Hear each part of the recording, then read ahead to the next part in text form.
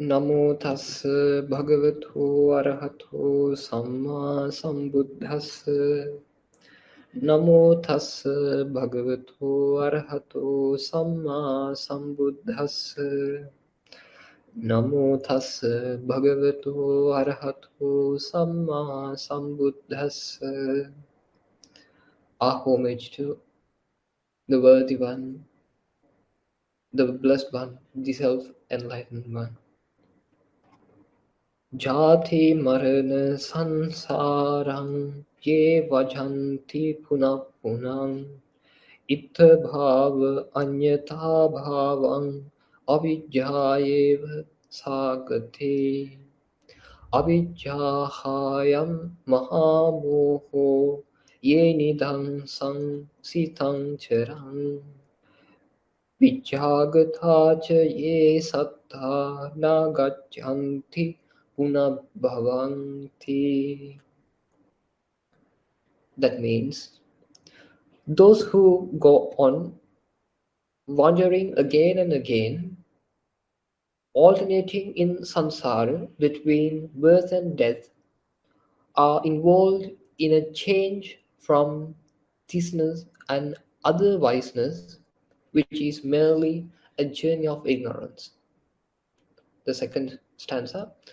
This ignorance is the vast delusion whereby for long this samsaric journey has gone on. But those that have come by knowledge come back never again to repeated birth.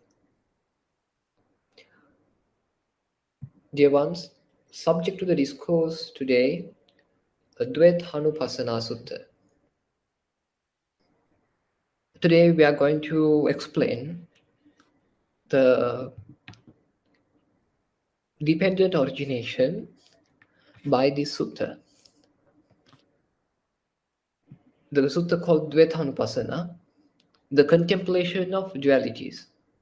I have heard that one occasion the Blessed One was staying near Savatthi in the eastern monastery, the place of Migara's mother.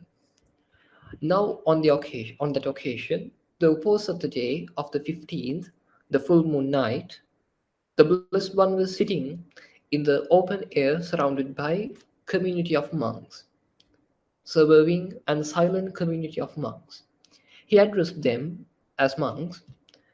If there are any who ask, you are listening to teachings that are skillful, noble, leading onward, going to self-awakening is a prerequisite for that.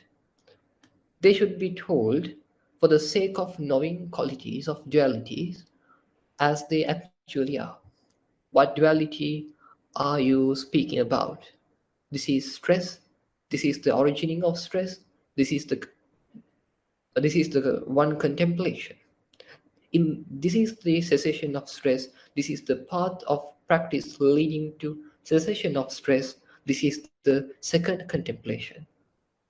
For a monk, rightly contemplating this duality is in this way, heedful, ardent, and resolute.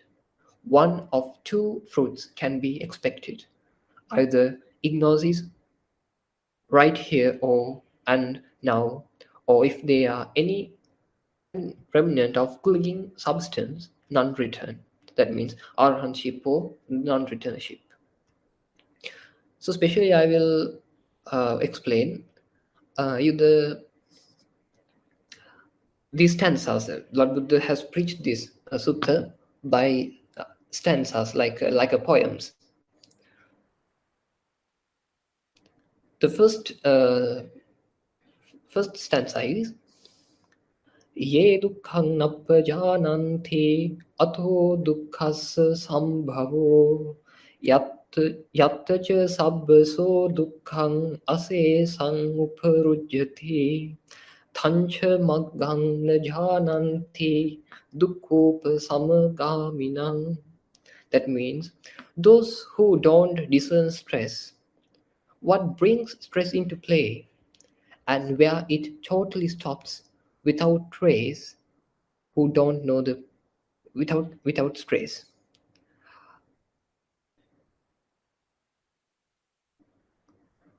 Who don't know the path, the way to the stilling of stress, lowly, in their awareness, release, and discernment, release, incapable of making an end, they are headed to birth and aging.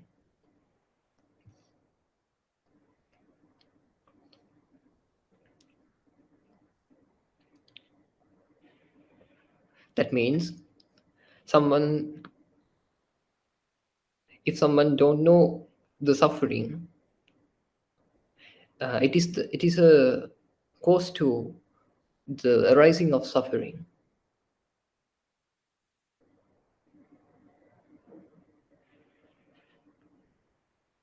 And if someone don't know the path to cease the suffering, he also has to go with the suffering. So then Lord Buddha again preached, Yecha dukkhang pajananti atho dukkhasa sambhavo. Yattacha sabbaso dukkhang asesang parujjati. Tancha maggang pajananti dukkhupa samagamina. If someone know this stress or the suffering, that means, but those who discern stress, what brings stress into play, and where it totally stops without trace, who discern the path, the way to stilling of stress, consummate in their awareness, release, and discernment release capable of making an end, they aren't heeded to birth and aging. That means, now, if there are any who ask, would they be the right contemplation of dualities in yet another way? They should be told. There would. How would that be? Whatever stress come into play is all from acquisition as requisite condition. This is one contemplation. From the remainderless fading and cessation of that very acquisition, there is no coming into play of stress.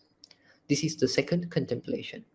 For a monk, rightly contemplating this duality in this way, heedful, ardent, and resolute, one of two fruits can be expected.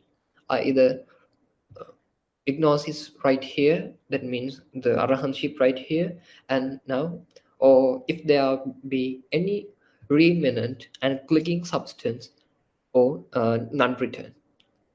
So listen very carefully. After listen to this sutta, 60 monks were attained the arahantship.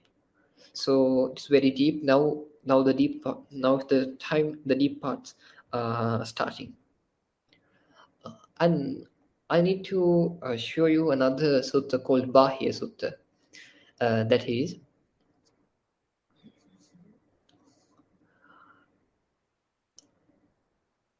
the Bahya Sutta is the shortest sutta which leads to attain someone into Nibbana, to directly to the arahantship, the total enlightenment. So he asked Lord Buddha to tell me your Dhamma shortly. Then Lord Buddha has told him, then Bahya, you should train yourself thus. This reference to the seen, there will be only the seen. In reference to the heard, only the heard. In reference to the sensed, only the sensed. In reference to the cognized, only the cognized. That is how you should train yourself. When for you, there will be only the seen is reference to seen, only heard in reference to heard, only the sensed reference to the sensed, only the cognized in reference to the cognized, then Bahya, there is no you in connection with that. When there is no you in connection with that, there is no you there. When there is no you there, you are neither here, nor yonder, nor between the two. This just this is the end of stress, end of suffering. That means the scene is just seen. Now, he asked the Dhamma shortly, then Lord Buddha has preached. Seen is just seen, heard is just heard, sense is just sensed, cognized is just cognized. If you train like this way, the idea of I am, my soul, myself, it will not arise in here or now in here. You look, Bahya, there is no you in connection with that. There is no you in connection with that. When there is no you in connection with that, there is no you there. That means if you don't conceive my sound as a thing, you will not feel any conceiving as yourself by my sound, because of my sound. Then you is not there. If you are no in there, you are not in here. So the concept of I, or my soul, or myself, will not appear in yourself, or like in your eye, ear, nose, tongue, those places. So it will not appear in the visual, sound, taste, and thoughts, those also. And the middle also, you will not feel a self. That is the end of the suffering. If I tell the Dhamma shortly, there is some small thing, that is, if you totally abandon the past and if you totally abandon the future and you detach to the present moment, and you need to tune your mindfulness very well. As an example, each and every time, like each and every half second, each and every second to second, half second to half second, if you contemplate again and again, if you put your mindfulness again and again in this very moment, you will find just a cycle of name, form, and cognitions. That means, like there is a monkey go to one tree, he catch one string, then he catch another string and abandon it, and again another string, then he abandon it, like that way, very fastly. uh, our mind also going like this way. For understand this, you need to understand this thing properly. That is, in the Buddhism, Lord Buddha has said the concept of I, the concept of mind, concept of consciousness, that is sankatang abhisanchetitang, that is preparated and preparated by own thoughts.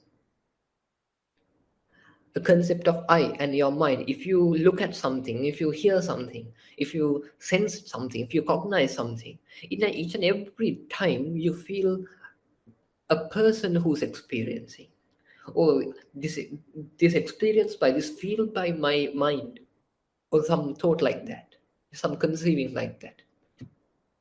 But that concept of mind, that concept of cognition, is a conceiving, a preparation in the mind, preparated by own thoughts. That's what we need to abandon. As an example, Once you hear my sound is the rupa, my sound is the form. And your conscious body, that means usually in day-to-day language, by the brain and the nervous system, you feel, you sense that, you perceive that, then you understand my sound, then you have an attention also. That is the normal mechanism of our body. That is just our experience. Each and every millisecond to millisecond, or half second to half second, again and again and again, our mind experience name and forms, external things, and understanding of the conscious body or the brain and nerve system. That is the normal. That is called name and form. If you're hearing my sound, that is a name and form. Then, because of this name and form, you feel, the ignorant mind feels there is an independent sound and there is an independent ear, the person who's listening, and a sound. But it is a conceiving. And because of this conceiving, the next name and form will welcome by our mind, by the ignorance. Point is the cycle of name, form, and cognitions, consciousness or cognition. Because of cognition, name and form. Because of name and form, again cognition. Name and form mean the normal experience, normal mechanism. The cognition or the consciousness mean the specially understands. Oh, there's the sound, there's the person who listening. Because of this conceiving, you again welcome the other name and forms. Then because of that name and form, again you make the duality. Because of that duality, you again welcome another name and form. Because of this cycle, you feel an existence. There is a real world, there's a real world, and here is I am. But it is a conceiving. Once you go to die, according to your karma, you may feel some pictures or some thoughts to your mind, where you're going to go immediately. As an example, if you imagine, if you feel a mother's womb, that is a name, that experience is name and form. The thought about the womb is the form, and your conscious body naming is the name. But your ignorant mind conceive it. How? There is a thought, here is I am who's experiencing. Because of that conceiving, again you welcome another name and form. But you need to understand, the name and form will, you feel the name and form. But if your cognition, if it not go to that place, the mother's womb yet, if you can feel the name and form, but unless the cognition go to there, the consciousness go to there is no alive. You need to understand, there is no name and form without a cognition. There is no cognition without a name and form. Without name and form. Then if someone go to mother's womb, then again he thinking that the in the mother's womb, the cognition, cognition will disappear. If the cognition disappears,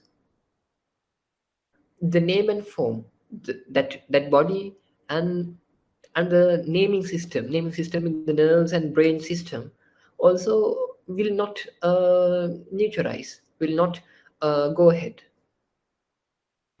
In a small child, if there's no any if he's cognizing as world and me, or that preparating uh, uh, is finished in his life, that small child will not grow up.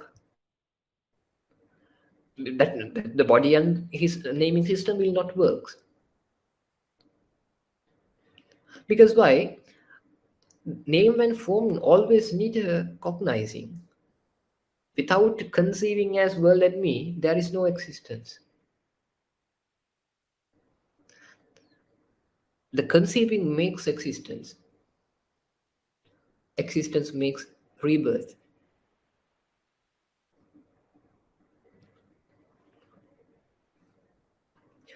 So, if I tell you very shortly, you just have to understand this movement again and again, millisecond to millisecond, or half second to half second, again and again, again and again, your mind very quickly rotating, very quickly working. One time, Lord Buddha has preached. There are monks. I'm not. I can't find anything. What is changing rather than the mind? But you need to keep in your mind. Mind means a preparation, and preparation of own thoughts, not a actual established or independent thing. Mind means preparation, and preparation of our own thoughts.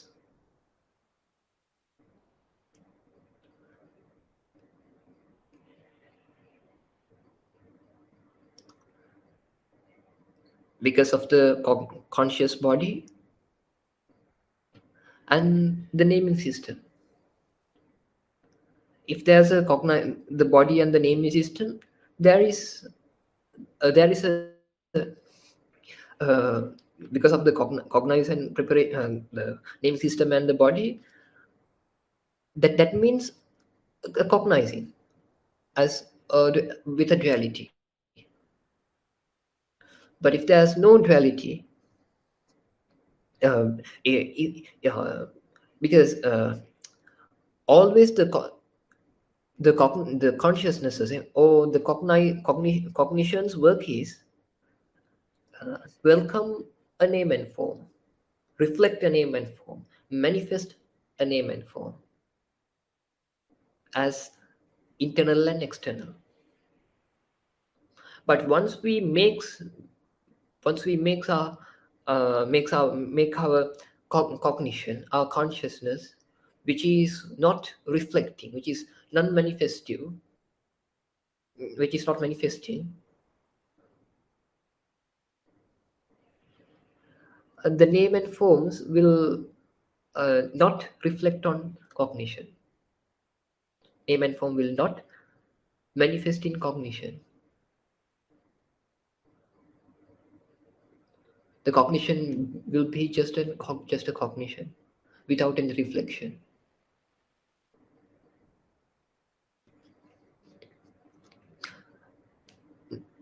As an example, you hear my sound, there is a sound and the naming of your mind, of your the conscious body. Then there is because of ignorance, because of these two, the cognition, consciousness is not a one thing or established thing. It is not the soul. That is because of this both, it makes again because of this both, it makes by the addition of the sound and the conscious body, it makes a conceiving, it makes the cognition as sound and the person who listening. But for the growing of the name and form, the cognition is needed. If there's no cognition, the name and form will not grow up. So we are going to make the cognition, which is non-manifestive, the name and form. Once we make the cognition without manifesting, the name and form will not reflect on this. In that time, it makes seen just seen, heard just heard, sensed just sensed, cognized just cognized. In that time, once you go to die, the name and form will come, but you will not cling it. You will not catch it. You will not conceive it. If there is no clinging, there is no will to go to another body.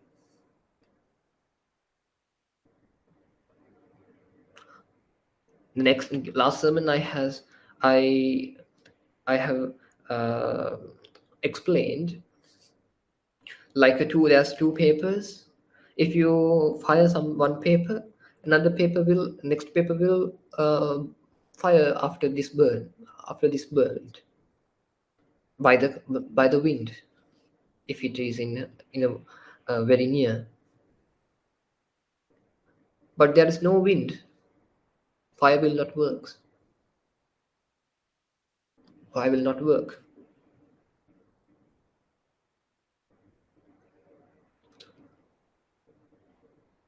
Then no way to go to another life.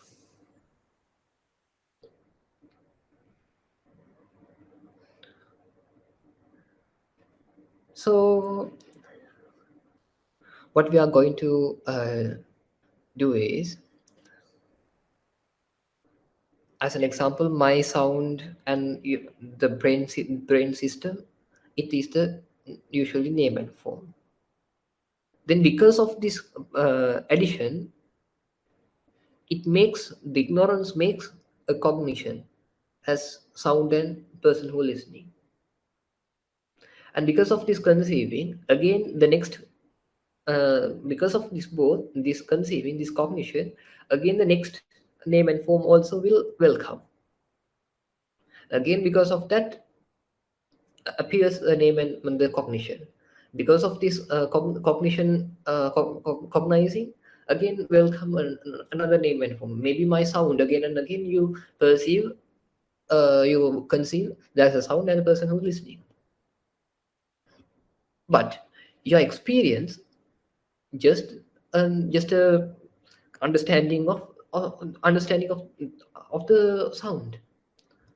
Your experience is not the conceiving. Conceiving is doing after the experience. So then you need to understand, if I tell it very simply, I have to tell there is nothing to take as our soul or self or mind or anything. There is, Lord Buddha's explanation is, the preparations are there.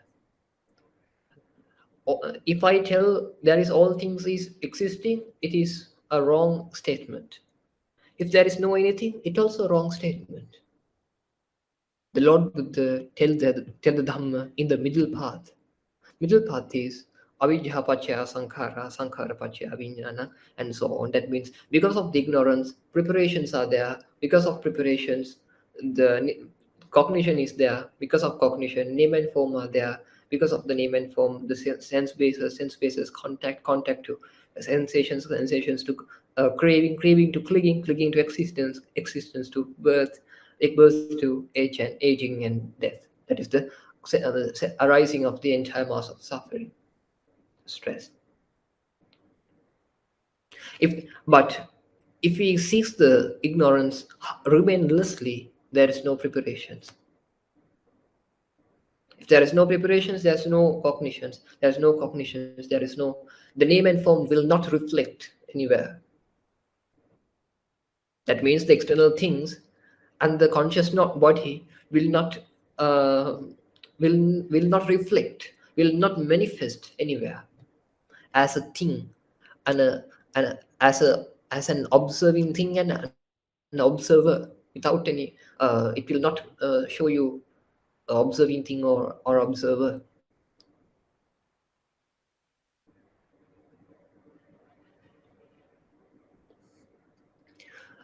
If you, if I tell it very easily, I have to tell 100% be aware of your body, 100% be aware of your sensations, 100% be aware of your thoughts, 100% be aware of your emotions. 100% means each and every half second to half second, again and again, again and again, you just observing into inner place, not for the external, to internal. Inner observing.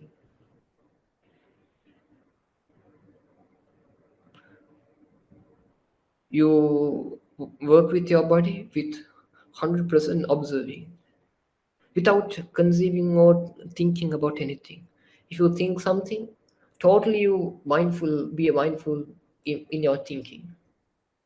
There is no any thoughts about past or future or any stress, just in the present moment, just in the millisecond, just in the half and second. Again and again contemplate in this very moment. Be aware each and every time. If you be aware, then you can tell, oh, see this, Bahir, then Bahir in his name, there is no you in the connection with that. There is no you in the connection by the external thing. When you is no in connection with that, that means if this sound just a cognition, if this sound just a cognition for you, your idea of I will not arise by my sound. When there is no you in the connection with that, there is no you there in my sound, there is no you in my sound. When there is no you there, you are neither here nor yonder, nor between the two. You will not find about observer or self or soul in internal or in the person who is listening or sound or and you will not find any place to cling in the middle also.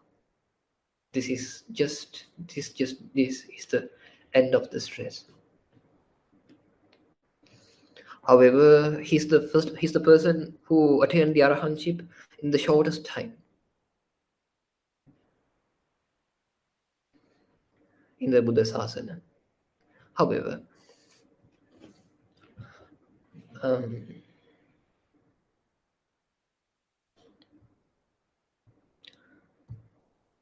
I will only tell the stanzas because those are the only things which is most important.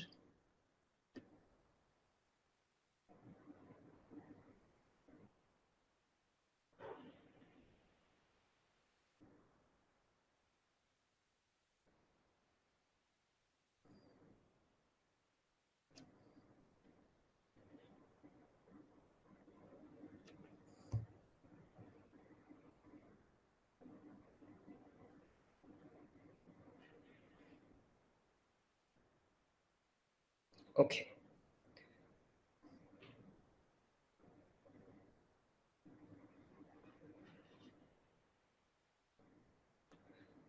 Jati marana sansarang ye vajanti puna punam ita bhavang anyatha bhavang avijjayeva santi sagati. Those who journey the wandering on thought through birth and death, aging again and again, this is the state here or anywhere else. That distinction is simply through ignorance. This ignorance is a great delusion,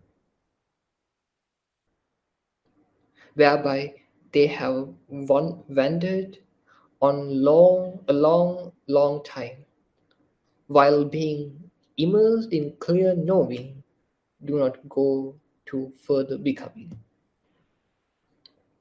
The next stanza is very deep. Then we can go.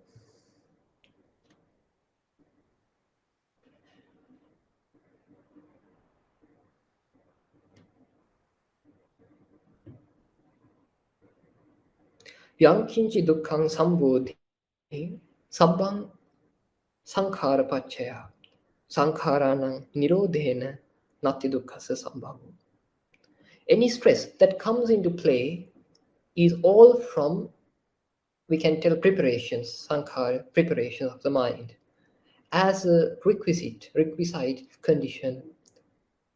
With the cessation of fabrications or the preparations, there is no stress come into play. That means if any stress come into your mind because of preparating, as world and me, the eye and visual, ear and sound, mind and thought, because of the concept of existence. If there is no preparation, nati dukkhasa sambhavo. The stress, there is no stress come into play. Then Lord Buddha has preached, etang adinavang nyatva dukkhang sankhara paccaya sabba sankhara samatha sanyanang uparodhana evang dukkhayo hoti etang nyatva yatha tatham. That means, knowing this drawn back, that stress comes from fabrication as a requisite condition, with the tranquilizing of all fabrication, with the stopping of perception, that is how there is the ending of stress. Knowing this as it actually is, and the tenor of wisdom, seeing rightly, the wise, overcoming the fetter of Mara, go to no further becoming. Then the same way, Lord Buddha again proclaimed, Yang kinchi dukkhang sambodhing sabbhang vijnana paccaya vijnanasa nirodhena nati dukkhasa sambhavo. Any stress that comes into play is all from consciousness as a requisite condition. With the cessation of the consciousness, there is no stress coming to play. If you don't have the consciousness, work shows a duality. Cognize as a duality. The world and me, eye and visual, ear and sound, the same thing. That's why he explained the same thing. With the cessation of the sensation, there is no stress coming to play. Knowing this drawn back, that stress comes from consciousness as a requisite condition. With the stilling of consciousness, the monk free from hunger is totally unbound. Unbound means he will attain the arahantship and cease his existence.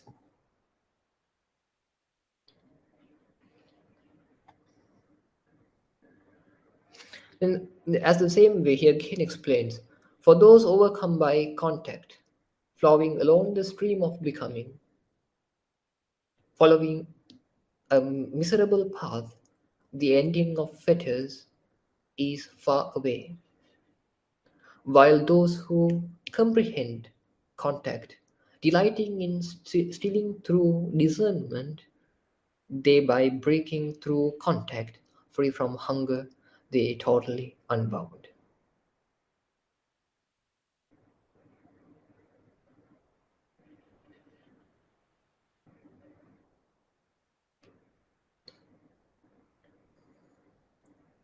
That means if something arises with the contact. Contact means the making of three parts. It asks to overcome by the contact. Then contact means conceiving about external thing, internal thing, and a soul, and the person who experiencing, and a self who's experiencing, a mind who's experiencing. If you overcome from the contact, flowing along the stream of becoming, follow a miserable path, the ending of fetters is far away.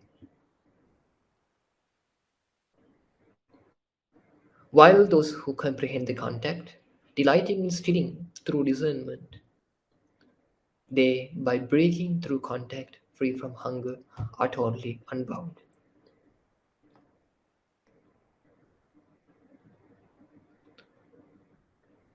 And knowing that whatever is felt, pleasure, pain, neither pleasure or none pain or no pain, within or without, is stressful, deceptive, dissolving, seeing its passing away at each contact, he knows it right there with just the ending of feeling. There is no stress coming to play.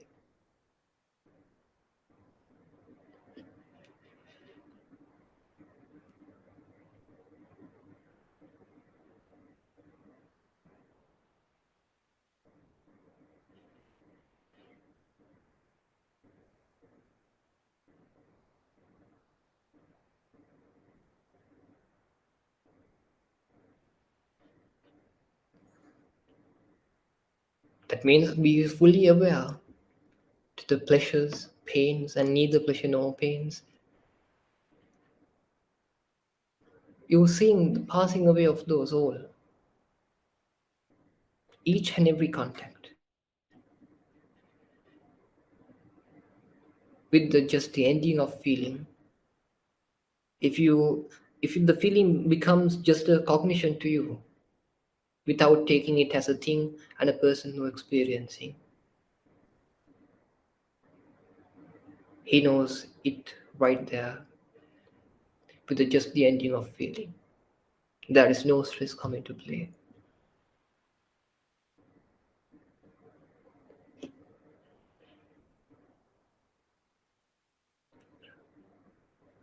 Tanhadutiyo puriso tigamadhana sansarang ittatta bhavanyatha anyatha bhavang sansarang nati vatati.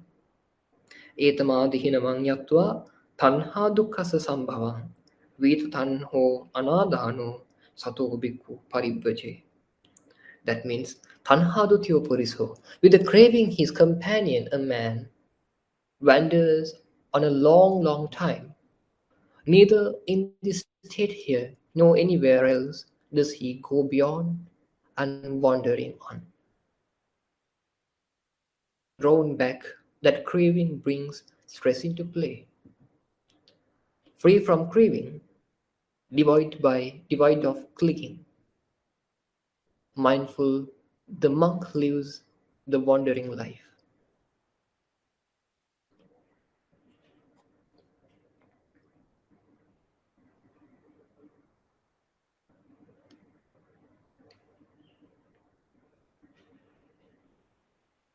Upadana pachaya bhavu bhuto dukkham nigacchati jatasya maranam hoti eso dukkhasya sambhavo. From clinging as a requisite condition comes becoming, comes existence. One who has come into being goes to stress, there is death for one who is born. This is the coming into play of stress, of suffering.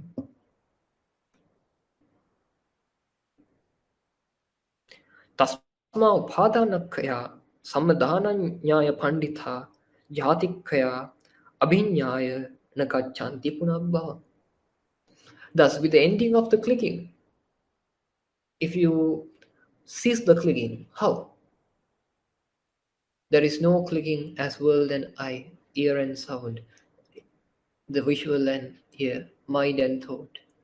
Just a observer, just a witness. each and every second, just a witness. Live in the present, live in the very present moment. The wise seeing rightly, directly knowing the end of birth, go to no further becoming.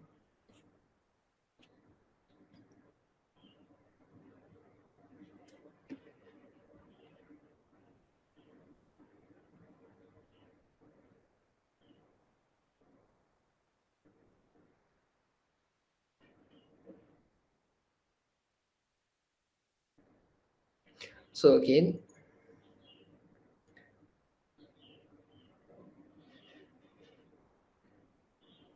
Yankinchi dukkang sambodhing sabbhang arambha pachaya arambhanang hirodhena nati dukkhasa sambhavo.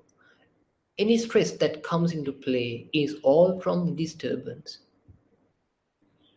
As a requisite condition, with the cessation of disturbance, there is no stress coming into play. Knowing the drawn back, that stress comes from disturbance.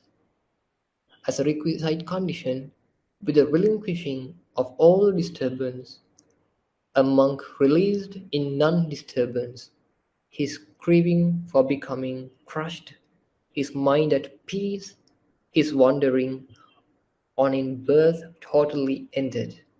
He has no further becoming.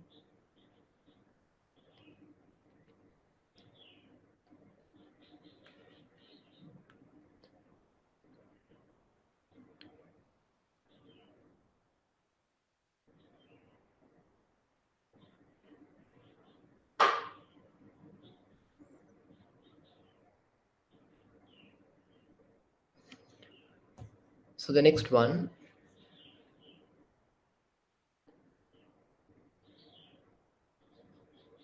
any stress come into play that is from nutriment as a requisite condition.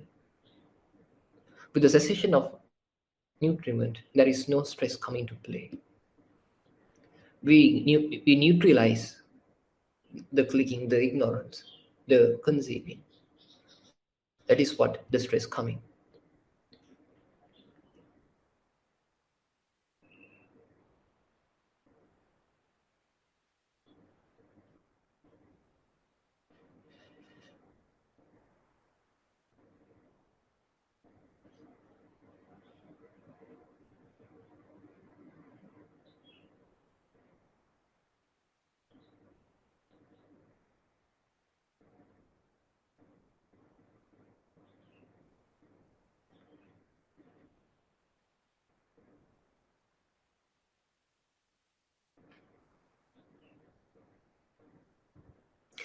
A stress that comes into play from perturbed as a requisite condition with the cessation of what is perturbed, there is no stress coming to play. The same thing explaining. Then the very special thing, this stanza. Nisitocha chalati, anisito na chalati, nisitocha upadya. Itatta bhavanyatha bhava sansaranati vatati. One who's independent doesn't waver. One who's dependent, clicking to the state here or anywhere else, doesn't go beyond the wandering on. Knowing this drawback, the great danger in independent, free from clinging, mindful, the monk lives the wandering life. That means if we cling to,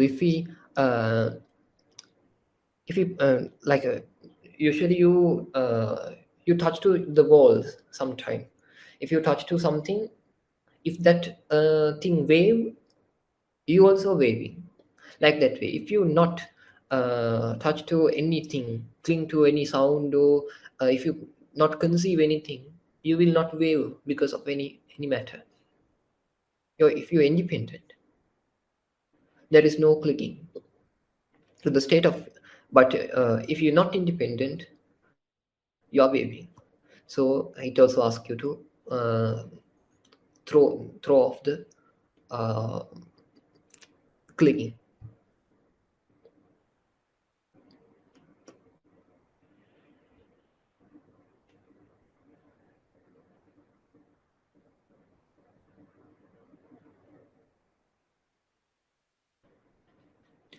Those beings headed to forms, and those standing in the formless, with no knowledge of cessation, return to further becoming, but comprehending form, not taking a stance of formless things.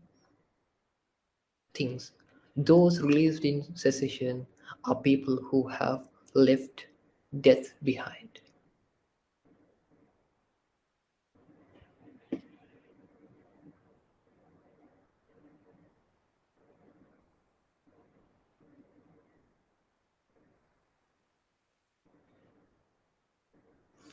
And again, the special stanzas there. Anattani attamani pasalokhang sadevakhang nivitthang nama rupasmin idang sachanti manyati yena yena hi manyati tato tang hoti anyata tang hi tassa musa hoti mosadamang hi ittera. That means anattani attamani. Yes, anattani attamani pasalokhang sadevakang. See the world together with devas, the gods. Pasalokang sadevakang nimitang nama rupasmin. Conceiving not self to be self. Anattani attamani. Anattani means not self. Attamani, conceiving as self. The gods, the humans with gods in the world. Nivittang nama rupasmin. Entranced in name and form. Idang sachanti manyati. They conceive that this is true.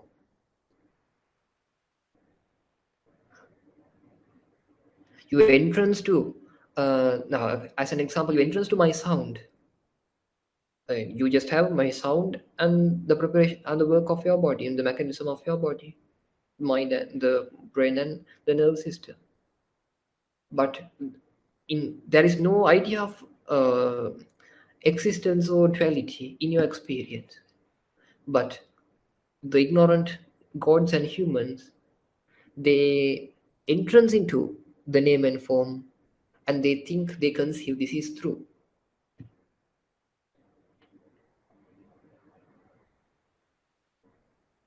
In whatever terms they conceive it, it turns into something other than it. That is what's false about it. It's deceptive by nature.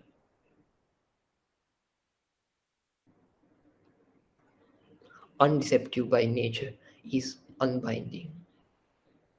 That the noble ones know as true, they through breaking through to the truth, free from hunger, are totally unbound, totally liberated. In whatever terms they conceive it, if you conceive my sound as a thing, if you conceive it, it turns into something other than that. If there is no conceiving, if there is just cognizing without an observing thing, there's nothing to change.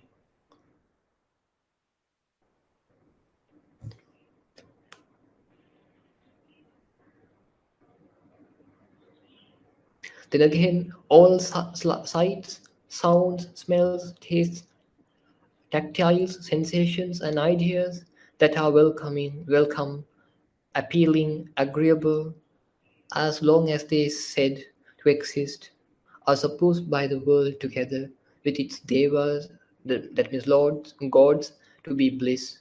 But when they cease, they are supposed by them. The stopping of self-identity is weaved by the noble ones as bliss. This is contrary to what's seen by the world as a whole. What is others say is bliss, the noble ones say is stress. It is very nice stanza.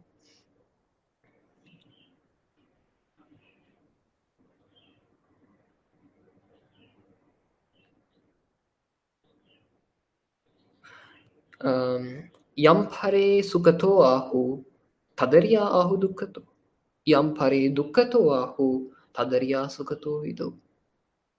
That means what others say is bliss, the noble ones say it is stress. What others say is stressful, the noble know as bliss. See the Dhamma, hard to understand. Here those who don't know are confused. For those who are veiled, it's darkness, blindness, for those who don't see.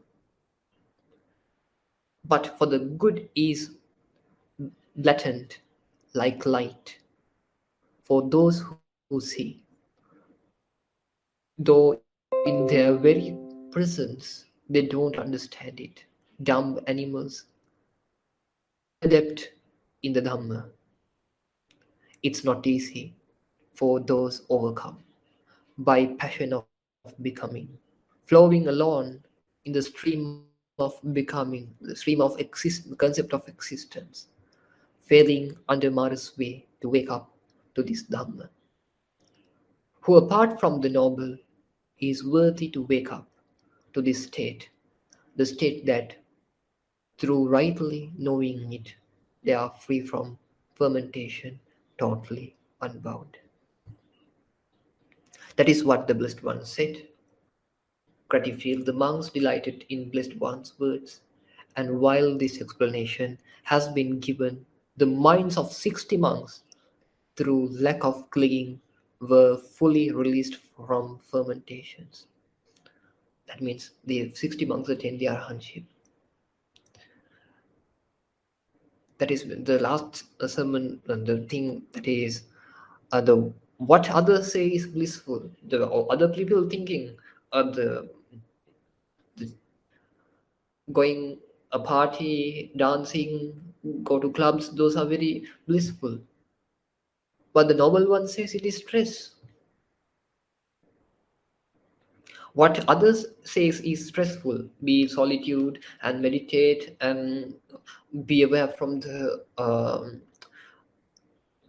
social works and all kind of preparations of the mind. Others still it is stressful, but the noble one knows as bliss. See the Dhamma, hard to understand. Here those who don't know are confused. Veiled, it's darkness, blindness for those who don't see. However, I wish you all to feel the fearfulness of samsara more and more and do more effort to attain the supreme bliss of Nibbana in this very life. Sadhu, sadhu, sadhu.